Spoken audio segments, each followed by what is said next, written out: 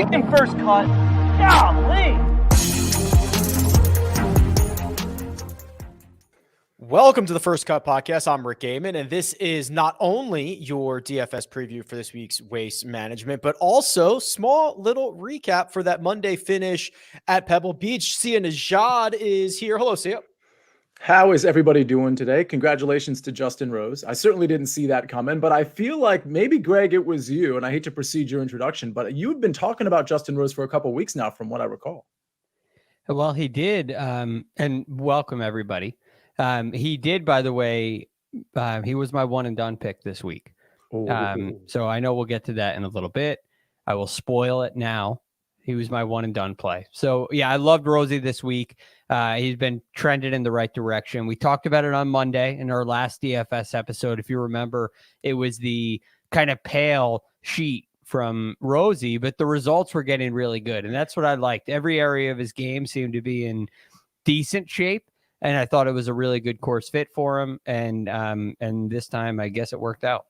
That's Greg DuCharme. Greg, I'll just bounce this right back to you. They finished the final round of the AT&T Pebble Beach Pro-Am on Monday morning, just a couple hours ago, if you're watching this live on YouTube. And there was, I guess, a little bit of like, oh, will he, won't he? You know, it's hard to sleep on a lead in general, but you have to come out and hit a shot from the middle of the fairway. And Rosie didn't miss a beat. He played well. He was hooping putts left and right, and it was a pretty easy walk for him the rest of the way. Yeah, he got off to a great start with a really nice putt at 11, which was really big. And it wasn't going to be a walk in the park if he didn't make some birdies, because Brendan Todd made that 7-footer right away, which you talked about last night, Rick. And so all of a sudden it's pretty tight. And Rosie had to make a putt for par at 10, which he got in there. And then when he made the putt at 11, things really kind of opened up for him. And he made another nice one at 12. And so those two birdies back to back, I'm sorry, he made another one at 13. Yeah. So those two in 3 holes, he also birdied 14. It really set the bar pretty high. And because there were so limited holes left, especially for a guy like Brendan Todd, who was close, and anybody who posted like Denny McCarthy, they didn't really have a chance because he got some circles on the card right away. So it made for a really nice, I'm sure, an enjoyable walk for Justin Rose. 26-foot birdie putt on 11 and 19-footer for birdie on 13. Those were a couple of the highlights from this morning. And Sia puts Justin Rose back in the winner's circle for the first time in 4 long years. 2019 Farmers Insurance Open was the last time he hoisted a trophy. And it's good to have Justin Rose back on the map in a real way, in a non-pale way, if you will. And Greg, it's funny because I'm just now recalling that conversation that we had about Justin Rose and that pale coloring. And I guess that's what I need to be looking for this week, is pale as opposed to dark green. I don't know about that. But the point is, no, I think this is really good for golf, for the PGA Tour. It's really good for Justin Rose. It's really good that with a tournament that it just wasn't a good tournament. And a lot of that was circumstantial. Listen, I don't like the 3-course rotation. And then you had the amateurs thrown in. And then you had this played over 5 days instead of 4 and the weather issues. But to have Justin Rose emerge as opposed to like a Brandon Wu, it's no offense to any other name that was like somewhere near the top of the leaderboard. But I think it's good, especially for a guy like Justin Rose, who, you know, people would him and let's say, you know, Adam Scott, for example. Like there's a lot of these somewhat older golfers, or at least older compared to some of the new guys in here, that were speculated to go over to live. Some stayed, and Justin Rose is kind of showing the fruits of his willingness to stay on the PGA Tour. I mean, it's absolutely worked out for him, and I think it's just a really good thing for Justin Rose and that ilk of golfer. Brendan Todd, Brandon Wu tied for second. Denny McCarthy, Keith Mitchell, Peter Malnati in a 3-way tie for 4th.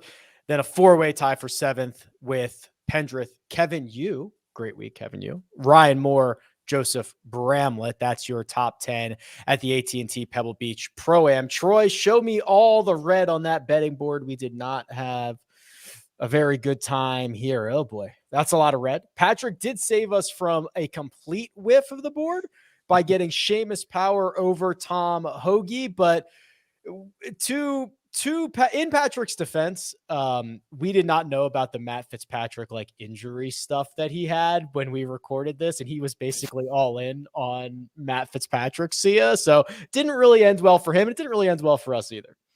Well, I got to admit, so I do a show with Coach and Patrick McDonald Wednesdays at 3:00 Early Edge PGA show, and I got most of my picks read as well. Like, this is just one of those tournaments. I mean, listen, I'll take some accountability, and as should everybody who misses a bet. But this was a really weird tournament on so many levels that I don't really think we need to rehash. But yeah, the Matt Fitzpatrick thing, that's certainly, the potential neck issue, that certainly didn't help. It was a fade for me in DFS, but I can understand where people were at from a betting standpoint. Listen, this was just a weird tournament. I think this week coming up to Phoenix and really kind of the rest of the way, it sets up for a lot less variance in a high variance sport.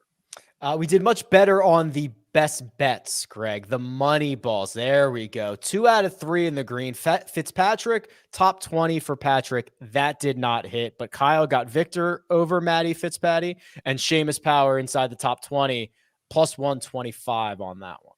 Man, for Kyle, he might have known a little more than we did about the injury stuff. I liked Matt Fitzpatrick too, so there's no takeaway there, but that turned out to be a great play. And you have been just eating up the top 20 plays this year, which is really nice.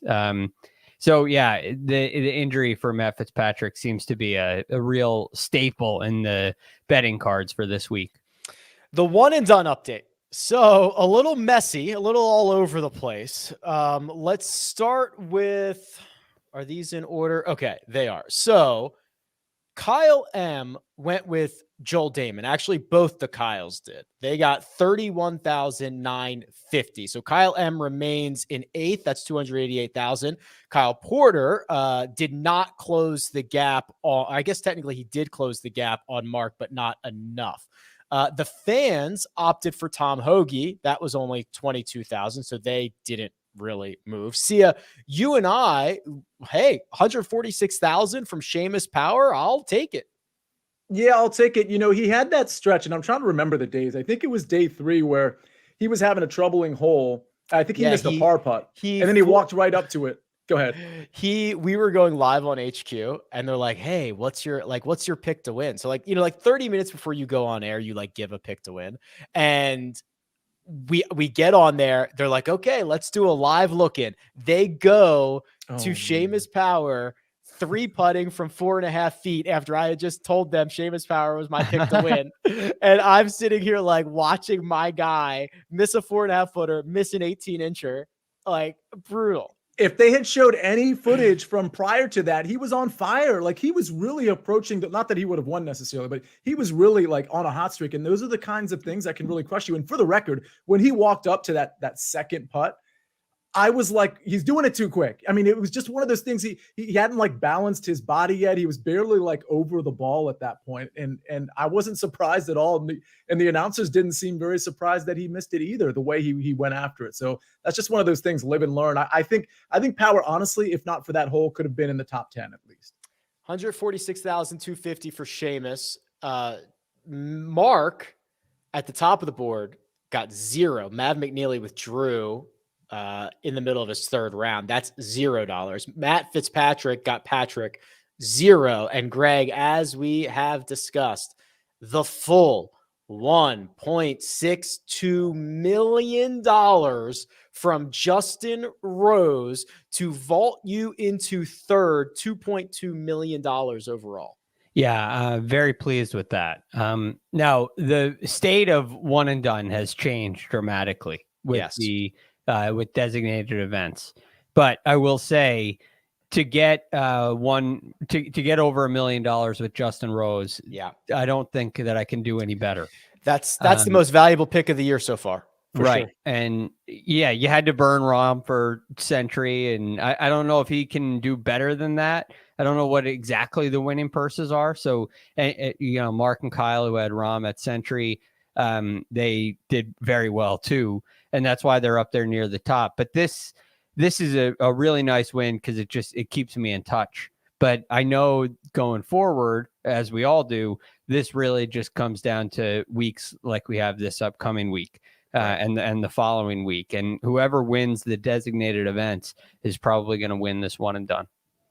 Yes, lots of money on the line the next 2 weeks, and like 3 out of the next 4, and like 5 out of the next 6. It's gonna be someone's gonna have $10 million in 5 weeks, and we're all gonna be looking up at them. I hope it's me, but we'll see. There's a chance for a runaway from anybody. Yeah. I mean, Kyle M could knock off a couple of these and run away. Yes. So there's a lot of golf left to be played. Yes. All right. We're going to do a little bit of a soft reset here. Turn our attention to Pebble Beach. We left Pebble Beach. Nope. Turn our attention to Phoenix, TPC Scottsdale, and go through the DFS board. But first, we're going to take a quick break and hear a word from our partners. And we're back. Okay. Let's reset. We've got a new event ahead. It's TPC Scottsdale. It's an absolutely stacked field. Sia, here is my website, rickrungood.com. It's the course key stats model. And especially since they kind of redesigned this a handful of years ago, this has kind of turned into a true test. You see a lot of tee to green stuff here. You see the cream rising to the top of the leaderboards much more often. Yeah, I mean, I think this chart, in terms of my modeling, this chart is really consistent with what I'm looking for. I mean, obviously the tee to green stats come in. I'm kind of breaking it down, obviously, a little bit more, and so is everybody. But off the tee is going to be important for me, approaching the green. I do think when you say true test, it is. And so when you get these fields, it's usually consistent with, it's different now, but it's usually consistent with the actual course being a true test, frankly. And so I think the around the green, the scrambling play is definitely going to come in. Putting, probably not so much. I think that's been a little bit more random at this event. But yeah, I'm definitely looking for the well-rounded golfer. But if I'm putting an emphasis on anything, it's ball striking, it's off the tee, and it's approach play. I got a little excited there. I probably should have told everyone who's listening that the fan one and done is now available. You can go get your vote in for this week's one and done. We're going early tomorrow. Yeah, that's right. Another early one. 8 a.m. Eastern time, Sia Nejad. Oh, no. I'll have to do it tonight. Damn it. The grace period is over. You're right. All right. Get those picks in. Get your picks in, please.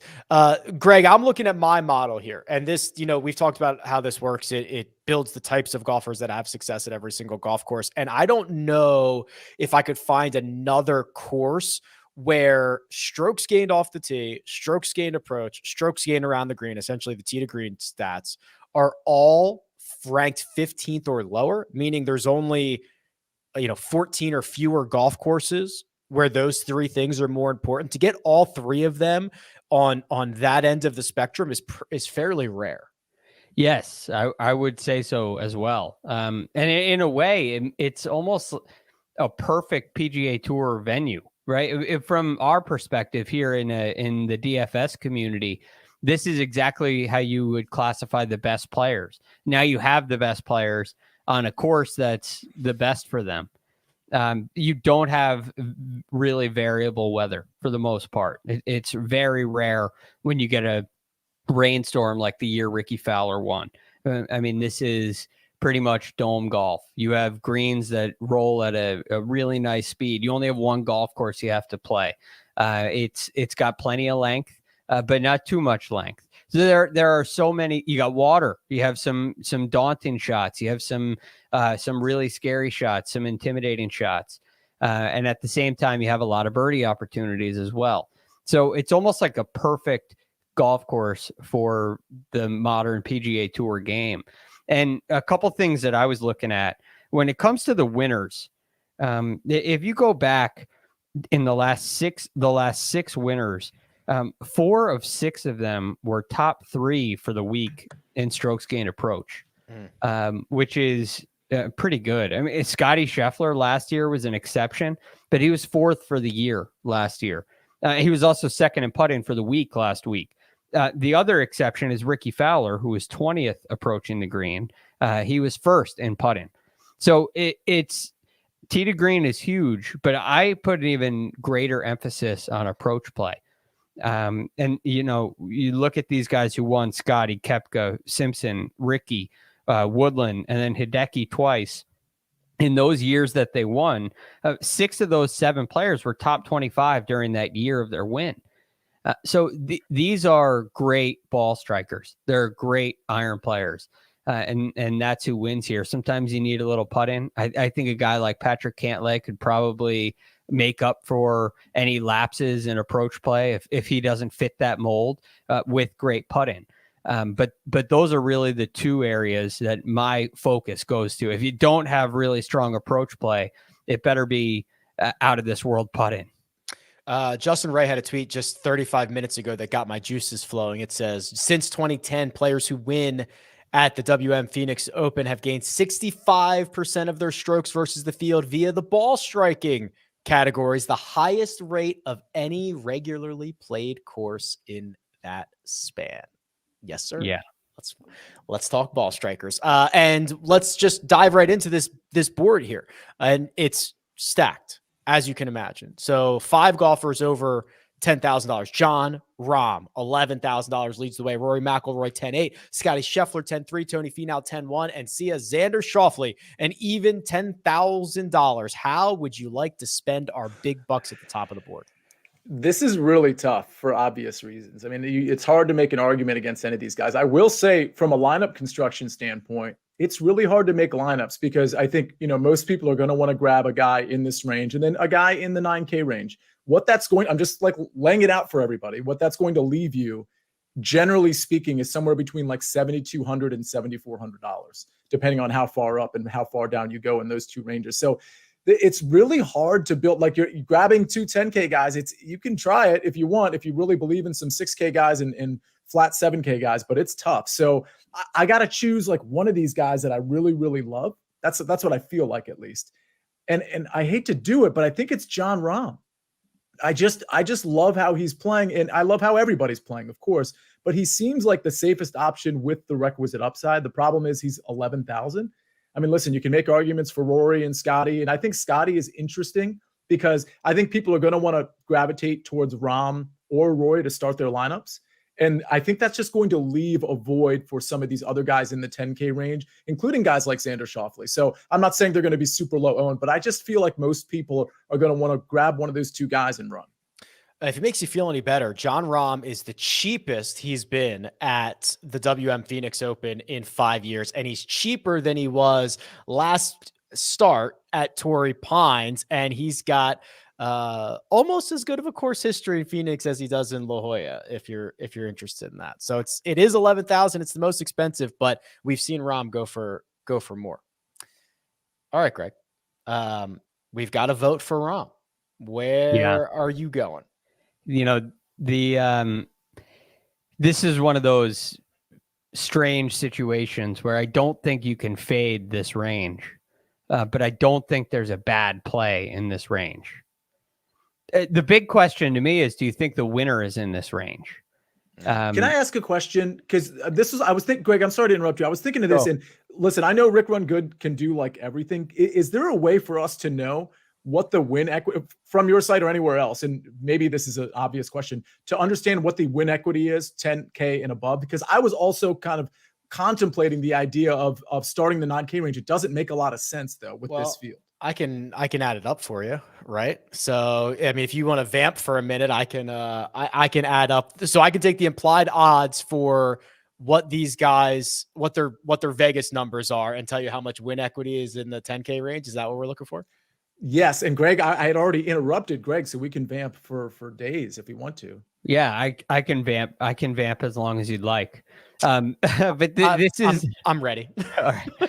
Really? All right, go ahead. Let's get it out of the way. So with the caveat that there is obviously going to be some take built into this, some hold built into this from the sports books, where it's not going to add up to 100%. It's going to add up to like 120%. But the top 5 guys, Rahm, Rory, Scotty, Tony, Xander, their combined win equity is 39%. That's with the hold though, right? Yeah, so it's probably closer to like 30. Okay. So you're saying there's about a 30% chance that one of those 5 guys wins this tournament? That is correct. It's only 5 guys, so it's really hard to pass on the range entirely.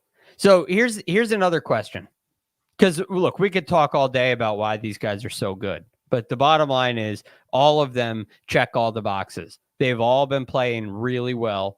They've all have recent contention. They all have great iron play. They all have very, very good putting. They all have very good off the tee play. So the next question to me is, when you start to look at this range, well, one way to do it, and I do this all the time, is save this range for last. So take a look at the 9K guys. Is there a guy somewhere there you can't pass up? Is there somebody, are there a couple 7K guys you really like? Do you have to make a play in the 8K range? See where you leave yourself. Is there a really low end 6K guy you think could have a good chance? Because I think there are some options down there for a pretty educated chance. So what you're left with after you create 5 other players is a great way to do it in this range. And then you just click the name, because any of them can step up there and do it. So I would definitely think about that. The other thing, what else was I going to say in this range? I mean, there is one guy that has bad course history. I mean, at least compared to the other 4, right? I mean, it's Tony. Do we have anything to say about that? I mean, no, he has the second place, but I mean, a lot of miscuts spread around there compared to the other guys. It's not even close. But is this one of those cases where he's a different player? I know he missed the cut last year. I guess he's not really a different player last year. I don't know. But his putting is different. He's kind of gotten a lot better. He's gotten a lot better. Does it really help you? I mean, I will say this. If you go with my strategy and you play everybody else, and then you see what you're left with. And let's just say you can't get Rahm, McIlroy, or Scheffler, who are probably your best 3 options. I think I would take Schauffele over Finau if I had the option between those 2. If I can get any of the 3 guys on top, and I feel really good about the other 5 players in my lineup, I would take them, including Scottie Scheffler. So I guess I'll just order it to give you something. Yeah, let's do that. I'll go Rory, Rahm, Scheffler, Schauffele, Finau. Rory, Rahm, Scheffler, Schauffele, Finau. That's kind of hard to say. Okay. Yeah. That's probably the order I would put them in. I'm interested to see, Sia, is everybody going to play either Rahm or Rory? Because I'm happy to play Scottie Scheffler in a scenario in which he is the lowest owned of the 5. I just don't know how likely that scenario is going to be. That's what I was going to ask, by the way. I mean, I think he's lower owned of the top 3 for sure. I just don't know what the drop off is going to be necessarily. I mean, the one thing that Scottie has going for him is that it's a pretty big drop off from Rahm to Scottie in terms of price, and Roy to Scottie, because that 500 is going to be necessary in this tournament. So I think what we're going to see is Scottie and Finau are probably the 2 lower owned guys of the 5. I think people get to Rahm first, then Rory from an ownership standpoint, then Xander, and then, well, I think Xander and Scottie will be about tied. I mean, I think those 3 are going to be about like in the same range. Scottie Scheffler obviously won last year. He's back to defense. First of 4 title defenses coming up for Scottie Scheffler, and a T7 in 2021. Obviously, we know he's been playing great despite not hoisting a trophy. Oh my God, it's been so long since he's won the Masters. Oh my God. Yeah, well, by the way, Rick, that's one other way to narrow down this field. If you apply my rule of never picking the defending champion, right? It's an option. Now you're down to 4 guys. Now you're down to 4 guys. Well, I'm going to knock the top 5 out of this thing and go on down to the 9K range. It's Max Homa, fresh off his victory at Torrey Pines, Justin Thomas, Colin Morikawa, Patrick Cantlay, and the bottom of the range is Hideki, Victor Hovland, Sung Jae Im, Tom Kim, and that pesky Matt Fitzpatrick who got us all last week with that neck thing on Wednesday. Sia, spend my 9,000s, please. This is such a good range, which is why I asked the win equity question, because I don't want to start my lineup here, but I feel like I'm going to end up starting at least a couple lineups here. Okay, so at the top, Max Homa's price is so interesting to me. And I wonder if ownership's going to be lower because people deem him too high above guys like, let's say, Colin Morikawa, for example, or Patrick Cantlay. And that's kind of where I'm going. I mean, as we look at, Homa's approach numbers at the Farmers were pretty impressive. He's been impressive all around, obviously. Yeah, he's been stellar. With that said, for me, the 2 guys I like the most are Colin Morikawa and Patrick Cantlay. I mean, you're talking about ball striking, and you're also talking about a course that I don't want to say it's easy, but scoring potential is going to be there. So some of the things I'm looking at are scoring, whether it's opportunities or DK scoring or scoring on par fives, you name it. And we talked about at the front end of the show, ball strikers. I mean, Colin Morikawa is a ball striker. I just think he's a really good person to fit into your lineup at 9,700. I don't think he's going to be uber popular, although I do think people like him both in the outright market and the DFS market. Cantlay I like because we haven't seen him. And so, I mean, we've seen him once, but I think that's going to be one of those guys that gets forgotten a little bit. And we know he can catch fire too. So I don't, if I'm making a few lineups, he's definitely in at least one of them. I don't know if I have the guts to put him in my primary lineup because I haven't seen enough of him lately. I mean, a T26 isn't super impressive in the one time we've seen him. But if ownership's going to be low, I like Patrick quite a bit. I'm ready for the Morikawa win, right? A guy who gains 10 strokes ball striking at the Farmers, finishes runner up at the Tournament of Champions. He's putting well. Looks like he's back to me, Greg. He is my guy this week for sure. And can you not picture a world where he's up in that 10K range? I mean, he fits right in with those guys. So I'm in a place where I start my lineup with Morikawa. And I try to figure out how I can get one of the players above him into the mix, which could include Max Homa. I love Max Homa too. I mean, the three guys I really like in this range would be, and I like Cantlay too, but Morikawa, Homa, and Tom Kim, I also really like. I guess my one concern with Morikawa is ownership. Are people going to jump on? I mean, he has 2 top 3 finishes, a second and a third the last 2 times we've seen him. The approach play is phenomenal. He rates out as one of the best iron players in pretty much any way you slice it up, right? You go last 24 rounds, last 100 rounds, last 12 or whatever the number is. Morikawa is right up there with the best of the best when it comes to the iron play. And if you're like me and that's where you go, you think that's the most important aspect, then Colin Morikawa is your guy. He's also gained strokes in his last 2 events putting. I think there's a lot of really, really positive signs with him. And I'm sure he's hungry still after 2 close calls where he's not holding the trophy. Yeah, probably should have won in Maui, but ends up finishing runner-up and then gets close again at Torrey Pines. The bottom of this range, Sia, it's Tom Kim, it's Sungjae Im, it's Matt Fitzpatrick. Are we foregoing those 3, or what are our thoughts about the bottom half of this? I like Sungjae Im and Tom Kim quite a bit. I just wonder how much I'm going to get there with those guys, knowing that I like guys like Colin Morikawa. I think Tom Kim's interesting because as good as he's been, I think the fact that he hasn't played here before is going to keep ownership maybe a little lower than perhaps it should be. And, he doesn't have the distance that people are probably yearning for in this range specifically. But I think Tom Kim is just like an animal. Like we talked about it, right? I don't need to rehash it. I mean, he's good on any course, obviously. So I don't think he's going to be quite as popular as he should be, which is why I kind of like him. And I like Sungjae too. I think Sungjae's a little under the radar for some reason. And when you see all these 9K names, I mean, there's a lot of sexy names here. And I feel like Sungjae Im is just going to get squeezed out of that conversation. I mean, even Hideki in this range, people are going to want to play because of his history. We already talked about Cantlay and Colin Morikawa, Max Homa. You go down to Tom Kim, who people like, Victor Hovland, of course, people are going to like. So you can't play everybody. I think Sungjae Im's ownership is going to be relatively low. So I think he's really interesting to me. And he's got good history here as well. You think the 6.5 strokes on approach that Colin gained at Torrey was cool? Sungjae gained 7, and he's a much better putter all the time. So, yeah, and he lost off the tee, which is rare. Mm-hmm. Yeah. I got a general question here. Because I could see Tom Kim. I could draw Tom Kim comparisons to Webb Simpson when Webb won here, where Webb is the guy that stands out without the distance of the recent winners in this event.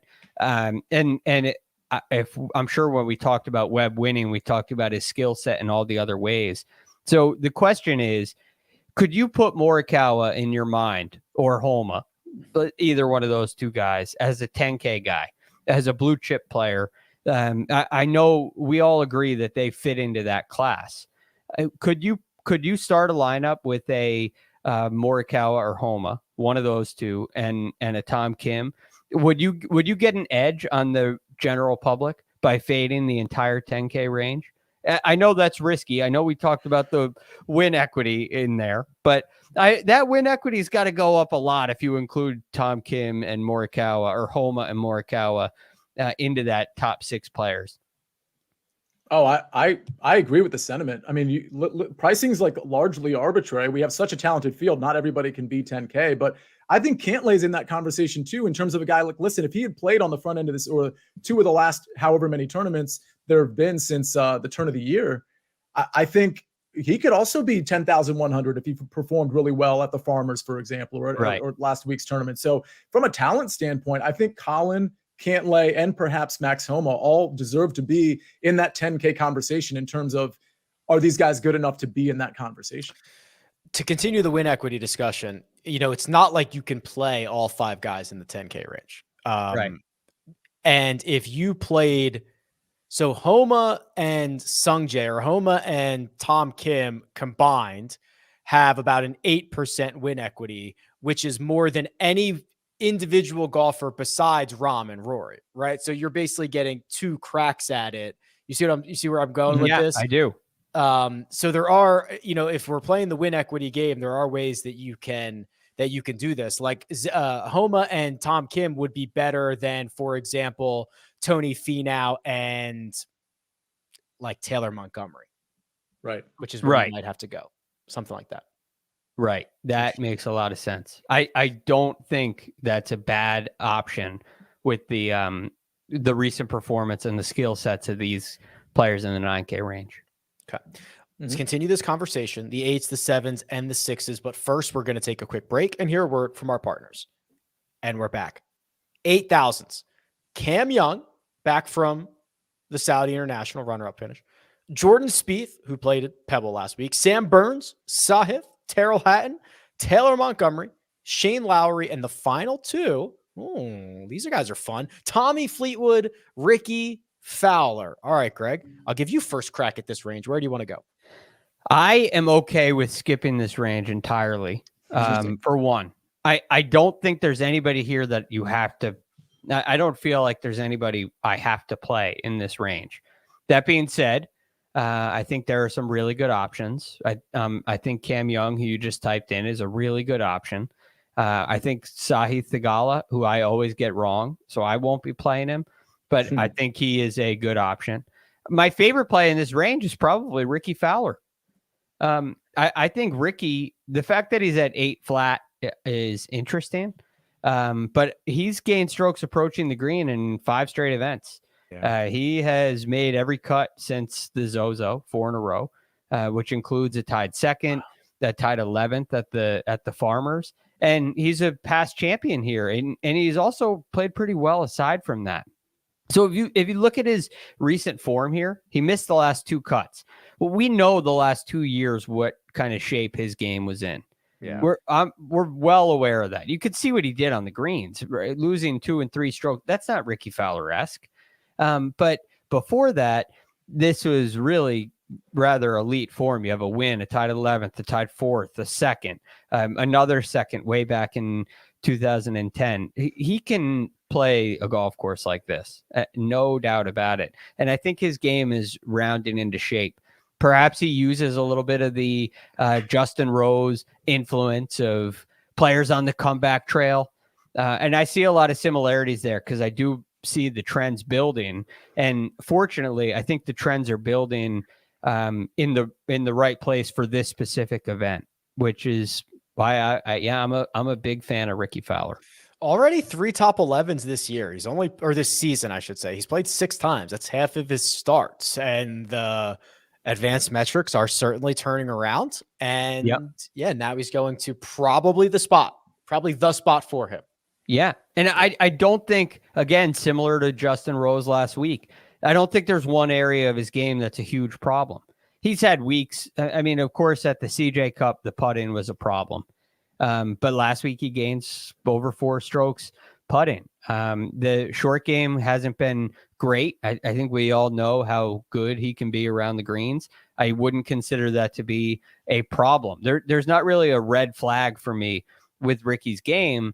And he would be another part of this trend where, well, Jason Day is kind of on the comeback trail. Justin Rose, obviously, on the comeback trail. I think Ricky Fowler is a really nice addition to that mix. Ricky Fowler is $8,000 flat, so he's the cheapest in this range. Okay, Sia, how would you like to allocate your funds here? I'm so inspired to play Ricky Fowler because I feel like it's the Justin Rose argument that Greg made last week. I had no intention of playing Ricky Fowler, but I do see a trajectory that it's at least similar to Justin Rose's. And I think the vibes are pretty good for Ricky Fowler. So I think that one's really interesting. And I also think what Greg said is really interesting too, in terms of skipping this range, because people want to grab a 10K and a 9K guy or whatever, 2 high 9K guys, let's say. This range is going to be skipped quite a bit. And I think if you can get somebody right in this range, or maybe even play 2 guys in the 8K range, which nobody is going to do, if you can get, and it's going to be hard, right? Because I don't like this range either, by the way. If you can get a couple of these guys right, I think you're really going to be doing wonders for yourself in DFS. So I only have 2 guys I really have my eye on. I see you've picked Sahith Theegala for me. I was just throwing it out there.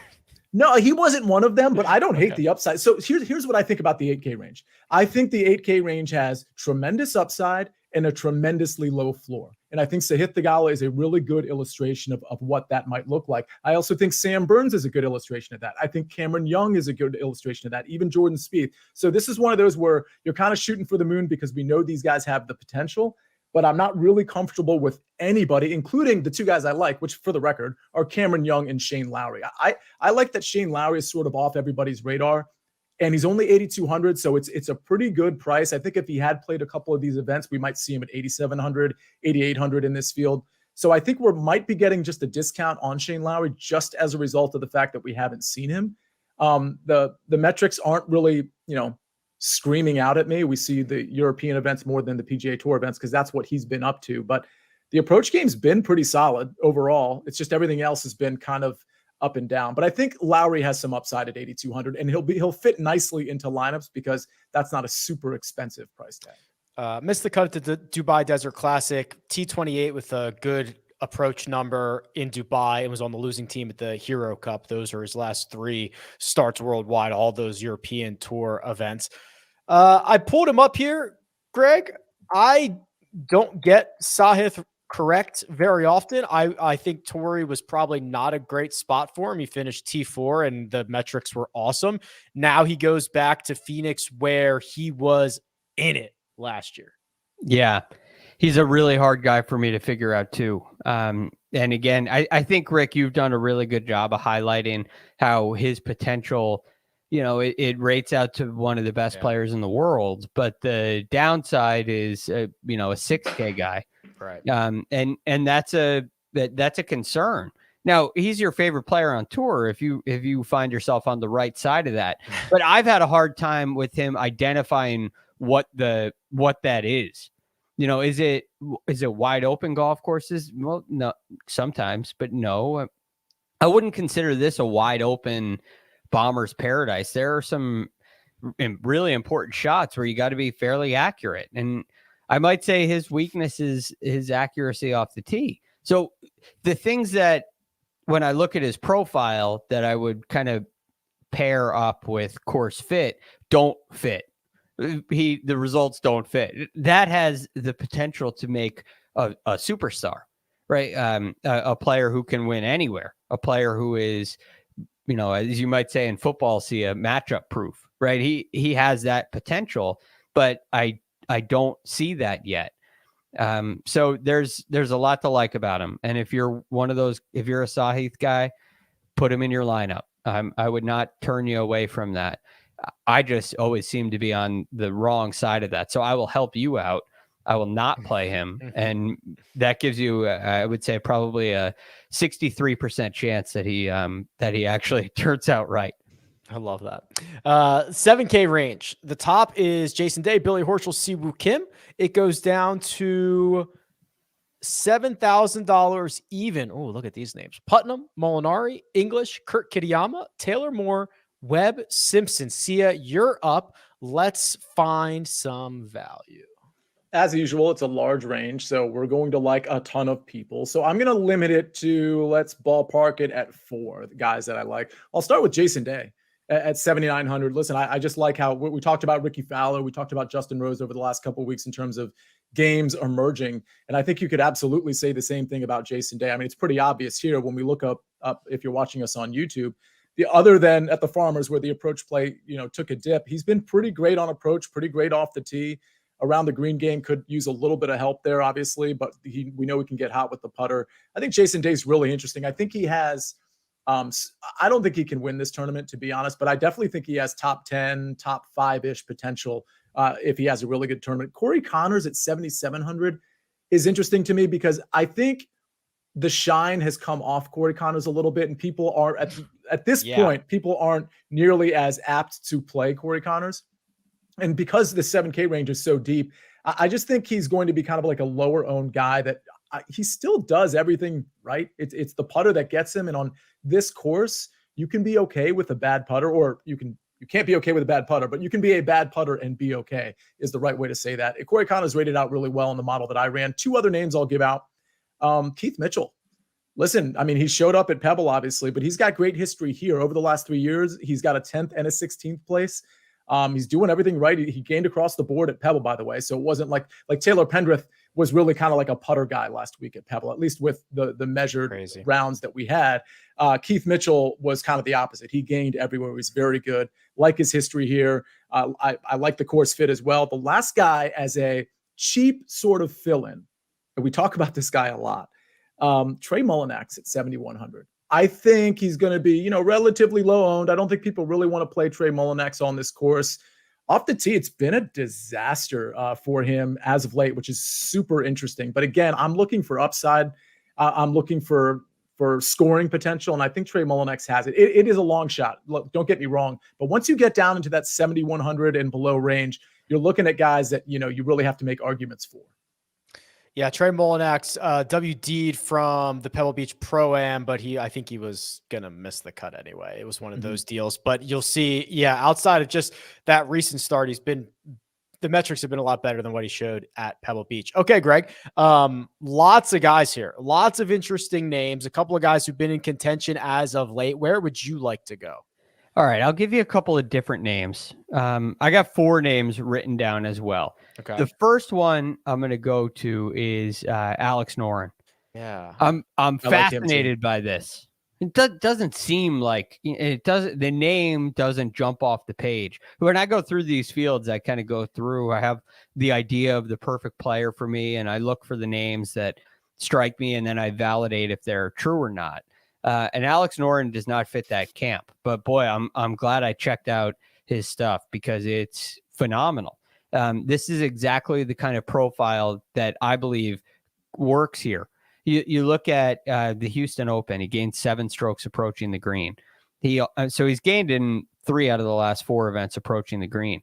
But on the other side, in the event like in Abu Dhabi, he finished tied 5th, losing strokes approaching the green. But he gained nearly 10 strokes putting. So he has those 2 areas are really strong, and he can go off in either one. And I think that's a really valuable skill set. I mean, these finishing positions are really impressive. A T4 at the Houston Open, a 2nd at the DP World Tour Championship, a tied 5th in Abu Dhabi. That's impressive stuff. And he's sitting at 7,600. He's also played the PGA Tour plenty. He came and tied 6th here last year. Mm-hmm. So he doesn't have that, like we talk about it with Thomas Dietrich, how impressed I am, how he has kind of crossed that border and continues to find success. Well, Noren did that a long time ago. So I'm a big fan of Alex Noren. And then a little more expensive than him, Siwoo Kim, I still think is a really interesting play. Makes a lot of sense to me. I like what he's been doing on the greens, gaining strokes in his last 3 events. The last 2, he's gained over 2, nearly 3 shots in both of them, putting, which is a great sign. So after his win at the Sony Open, you got a tied 22nd and a tied 25th. And I think this is an event for the new Siwoo Kim that is a really good fit. Yeah. And and I know his record here, I think tied 26 is his best ever finish here. It happened to be last year, but I think the course fits him now a little bit better than it has in the past. Lastly, well, considering the fact that it's been 5 straight years where he's lost strokes putting, and now he's like using the broomstick and putting better, it's like, right. Give me any of those other results and be a 0 putter or gain 1 stroke with the putter, and it would look a lot better. Right. And you kind of feel like you can just switch a lever. Right. And well, if I do that, look what happens to the result. Right. It's golf. It's not that simple, but I wish it was. Next up, I got JT Poston. Yeah. Who, I mean, this has been really impressive for a lot of reasons to me. Tied 6th at the American Express. Before that event, Rick, you talked about the 3 straight top T21s. Yeah, the streak 2 weeks in a row. The streak ended because he did much better. Right, right. So you're talking about 4 events in a row, gaining strokes approaching the green, 5 out of 6, gained strokes putting in 3 straight, which is fantastic. And he actually has a pretty good record here as well. Yeah, he's never missed the cut. He never missed the cut. You got back-to-back top 25s, T23 last year, T11 the year before that, and it tied 26 in 2019. His worst finish is T37, and I'm getting the sense that he's playing some really good golf right now. He's playing to his strengths, which is when JT Poston plays well, it's his iron play, and the putter's cooperating at the same time. Lastly, I don't have to spend much time on this, but I can't get through this range on a desert golf course without talking about the Desert Fox, Adam Hadwin, who is hitting the ball really nicely. It's 5 out of the last 6 approaching the green. And this is not the American Express when you look at his record here, but he has not missed a cut since 2015 here. And he, he's got a T12, a T17. Last year was a T26 and some other kind of middle end results. But I think he's hitting the ball well. Another one of those Siwoo situations where those T50s, T40s, he lost strokes approaching the green there. And I think he's going to hit the ball a lot better this week. The $6,000 range, lots of names. Bo Hostler, Cam Champ, Luke List, amongst others at the top 6,900. And the min-priced golfers, Robert Streb, Ricky Barnes in on a sponsor's invite, Jason Duffner, Max McGreevy. Let's move a little quickly here, Sia. Who do we have out of the $6,000 range? A couple guys I like. I was going to say David Lipsky. I'm kind of lukewarm on that, though. I'm lukewarm on a lot of the guys in this range. Emiliano Grillo, I think, is interesting at 6,700. That's another guy that, people aren't really paying too much attention to for good reason. The play hasn't been great. He also hasn't been playing a ton, although I guess he did play. Oh, I didn't realize that he played 3 of the last, I guess that would be 4 tournaments. But again, I think he's actually a pretty good course fit. I think he can get the putter going at this specific course. He's added some length off the tee over the last year or so. And I think the approach play, when it's dialed in, which it hasn't been, granted, but when it's dialed in, there's some upside there for him. The other guy, Johnny Vegas, another guy that we didn't see a ton of, he's at 6,700, just like Grillo. He missed the cut at the Amex, but he actually struck the ball pretty well. And at Farmers, he got robbed. He got robbed at the American Express. He gained a stroke and a half and missed the cut. The only way you can do that is a 3-course rotation or a 2-course rotation where you just get the absolute wrong end of the draw. So he gains a stroke and a half in 3 rounds, doesn't make the cut, and then was great at the Farmers. He missed time. He had shoulder surgery. He's back now. That's what it was. Right. Yeah. And so if you look at the ball striking, which again, we're looking at it in this case, and you even look at the around the green gameplay, I mean, Johnny Vegas, even after that shoulder surgery, he's been checking those boxes in a limited sample size, and he does appear to be a pretty good course fit here. So he's another guy I like at 6,700. Yeah, see, that's pretty good. It's a pretty good price. Always been a great driver of the golf ball, and he's flashing it now in just a handful of rounds in 2023. Okay, Greg, your opportunity to find us some cheapies. I think Vegas is a great idea, Sia, so I like that one. Why don't you click on the name Sam Ryder, made famous at this event last year. One of the reasons was the hole-in-one he made at number 16, but just look at this board. And if you're watching on YouTube, you can see that. Look how pale it is. Oh, the pale guy. The pale guy. It's so pale. I'm playing him. Yeah. but on a more serious note, if you zone in on the approach play, just like I have with about everybody on the board here, it's been really good. And the results haven't necessarily led to it, but you've had some really, really good approach. He's gained strokes in 7 of 8 events approaching the green, and everything else has been okay. So even those missed cuts are not, he's closer than that looks. He is a 6K guy. He's also never missed a cut here. 4 events, best finish is a T23. But I which was last year. I think it could be a good place for him. I'll give you a couple of other names quickly. One would be Grayson Sigg, who is, I believe, at 6,400. And Grayson Sigg is another guy. Just I'm on him for approach play. It's 4 in a row approaching the green. And the putting is, what is that? 7 out of his last 8. He was also on that. He was in the same wave as Johnny Vegas. They gained a stroke and a half to the field and missed the cut at the American Express. Yeah. And that's kind of the one blemish of late. Now, not a whole ton of upside, but another one down here. This is as low as I think I'm willing to go. And I think this is another guy in the Nejad fan club, but James Hahn. Yes.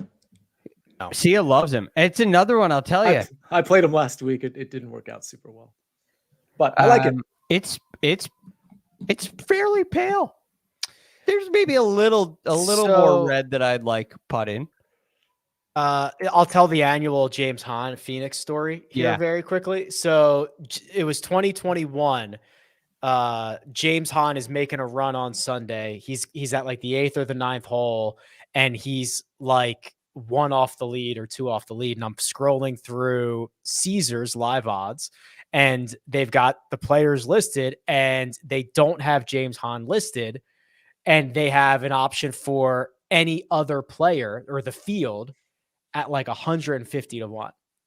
And I'm like, well, they screwed this up. They forgot about James Hahn. He's 1 off the lead. I start getting down bucks. And then he gets up like 2 or 3 shots. So now it gets to the point. Yeah. It gets to the point. I like the 10th hole. Yes. It gets to the point where Caesars realizes they've screwed this up, because now the field is the favorite. The field is like minus 150 from 150 to 1. And I'm in it. Like I'm in this. He finds the water on 10. He vomits all over himself coming in. He finishes 10th and I'm just like sick to my stomach thinking about James Hahn in Phoenix. I had a ticket on him from the day before at 80 to 1. So I was, you had a better number than me, obviously, but we both had a lot on the line there. And when he made the turn, I was like, hey, this is something.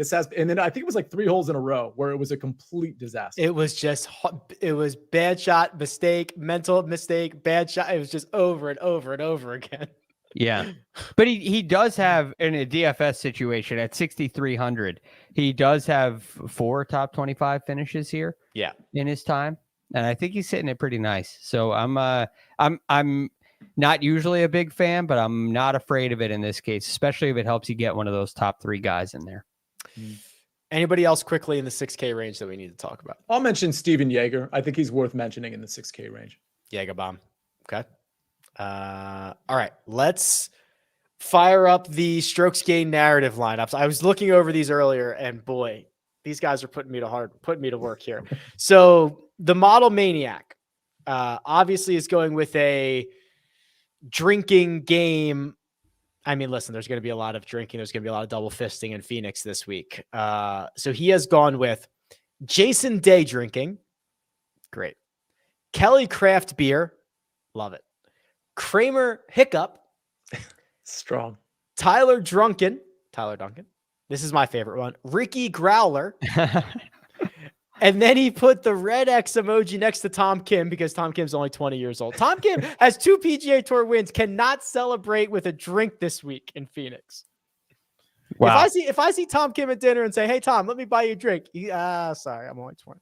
Legally, I have to turn that down. Unbelievable. We know he'll be fresh for day 2, day 3, and day 4. That's right. The upside. And day 1. And day 1. Ryan at Fantasy Bunker says, we head to Phoenix, home of my go-to NBA Jam team, the Suns. So he has created some NBA squads with golfer names, like, for example, the Patrick Los Angeles Cant Lakers, the Dallas Mavericks McNeely. Nice. Here you go, Greg.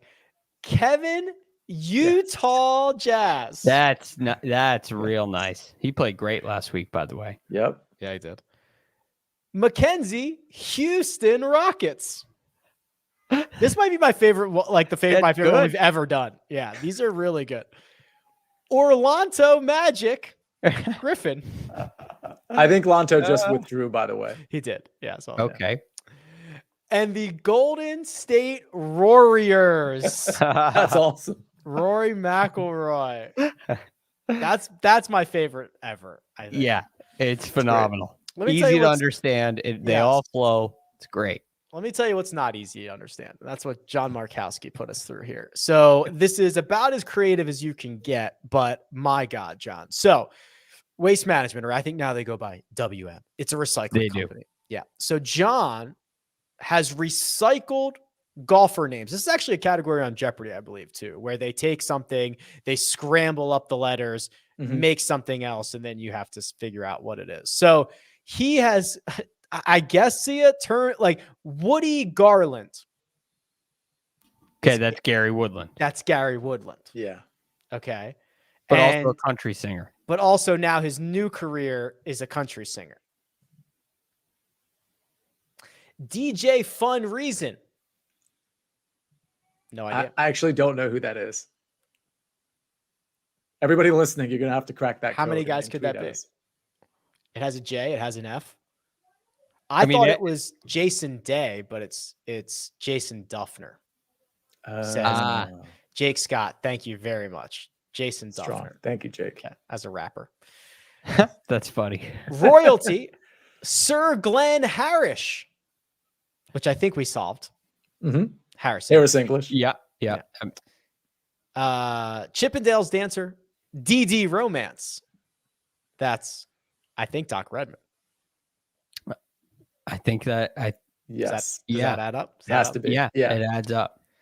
How about this for a career?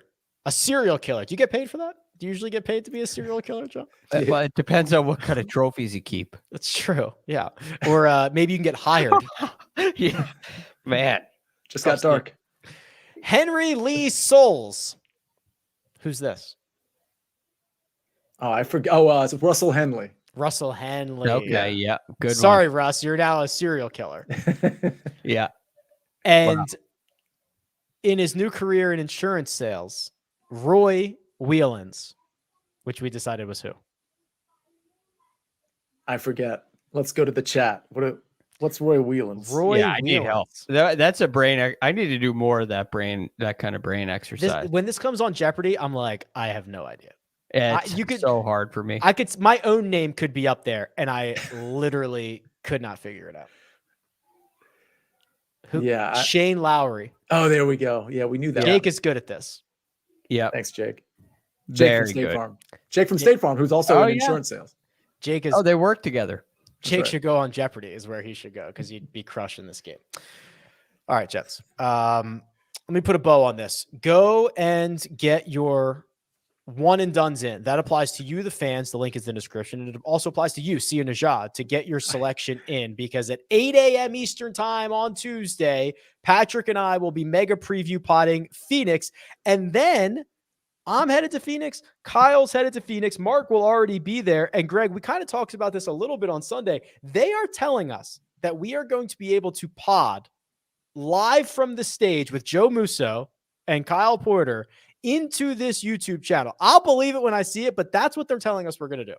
I can't wait to see what kind of environment we have. Because that could be, you got Kyle Porter on a stage. The 16th hole is going to be empty. They're all going to flood there. It's like 20 by 20. Yeah, we're going to have line. You think the line at 16 is long? Wait until they see the hot take line for Kyle Porter. You're going to miss the entire, you're going to miss the last 3 holes because you got to get in line to get a seat. Yeah, as you should. It's worth it. Yeah. Worth it. So in we'll all see. seriousness, it's an impressive set. Everybody should watch all of that. Have live. you? I cannot wait for this. It's apparently the stage is right between the driving range and 16, the stadium hole at 16. Apparently, from what I understand, I've not been there or see, but I saw it on a map. It's going to be raucous. Yeah, it'll be like college game day. Somebody bring some signs and stand behind us. First cut. Yell things into the crowd. Yeah, we'll see. We'll see. I don't know. I'm stoked about it. All right. Producer Troy, thank you kindly. Does all the hard work behind the scenes. Greg DuCharme at The Real GFD. Sia Nejad at Sia Nejad. You can find me at Rick Run Good. This has been The First Cut. We'll catch you next time.